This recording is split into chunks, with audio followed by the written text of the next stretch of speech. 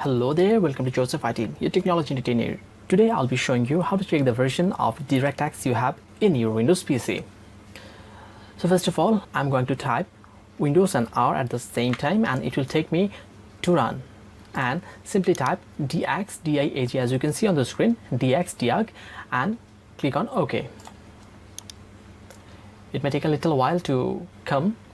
And DirectX diagnostic tool has appeared, and now if I go down on DirectX version, you'll be able to find the version you have in your PC. So I'm using the latest one, that is DirectX 12, and this is the latest one in my PC I'm using.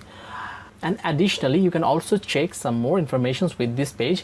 For example, your RAM or memory in your system, mine is 8 GB. The processor, I'm using Core i5 2nd generation, the BIOS name, system manufacturer, etc.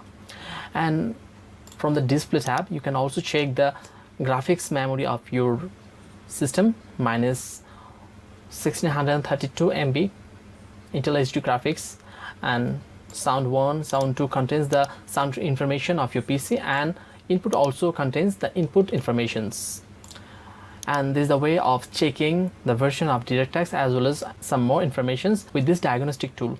Hope you really found this video useful. If you really found this video useful, then please don't forget us to write on the comment box, like the video, and subscribe to this channel of Joseph IT. If you want me to make a video on how to upgrade your older DirectX to the latest one, then simply let me know in the comment box. Hope to see you in my next video tutorial. Until then, goodbye.